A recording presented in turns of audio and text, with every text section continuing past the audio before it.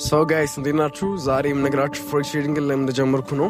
ብዙ ሰው ተመልካች ነኝም ግን ልናገር ፎሬክስ ትሬዲንግ የጀመርኩበት አክቹሊ ድሃ ስለሆንኩ ነው። ያ ብር ሳይለኝ የፋይናንሻል ፍሪደም ሳይለኝ የጀመርኩበት ፎሬክስ ትሬዲንግ። ከዚህ ስለ ፎሬክስ አቅ ነበረ፣ ሰምቼ ማቅ ነበረ፣ ግን ኢንትረስቱ አልነበረኝም። ሰምቼ አውቃለሁ ግን ኢንትረስቱ አልነበረኝም። የመጀመር ጀምር ምናምን ይሉኝ ነበር አንዳንድ ጓደኞቼ ራሱ። ከዛም በኋላ ፎሬክስ ትሬዲንግ ግን በ2026 ላይ ነው ዲስከቨር ማድረግ የጀመርኩት ማለት ነው። ያው ይሄ አመት ማለት ነው። ስለ ፎሬክስ ትሬዲንግ እያወኩ እያጠናሁ መምጣት የጀመርኩት በዚህ አመት ነው ማለት ነው። ፎሬክስ ትሬዲንግ ምንድን ነው ብዬ ሰርች ማድረግ ጀመርኩ። አሁን ነው ለምን ትሬድ እንዳደረኩ ለምን እንደዛ እንዳደረኩኝ አላውቅም፣ ግን ሰምሃው ብቻ ሰርች ያደረኩ ነው ምንድነው ፎሬክስ ምናምን ብዬ ሰርች ያደረኩ ነው ዩቲዩብ ላይ ማለት the first ቪዲዮ አየሁ ከኤስ ትሬደር።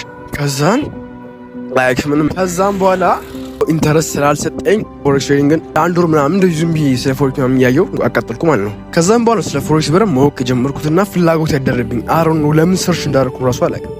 ከዛ ላይክ they are making a good money bro ለምንድን ነው እኔ ታዲያ ሜክ ማላደርገው የሚለውን ነገር አየሁት። ገባ ለምንድን ነው እኔ ሜክ ማላደርገው የሚለውን ጥያቄ ሆነብኝ። ለምን አልጀምርም ትሬዲንግ? ከዛ እሺ ተባባልን፣ ጀመርኩ።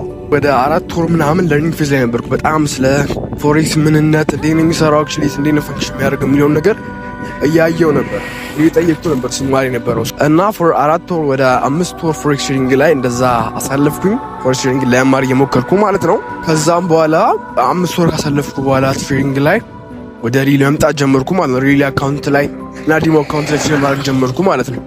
ፈርስት ፓርቱ ይሄ ነው። ቀጣይ ደግሞ ምሳራላችሁ ይሆናል።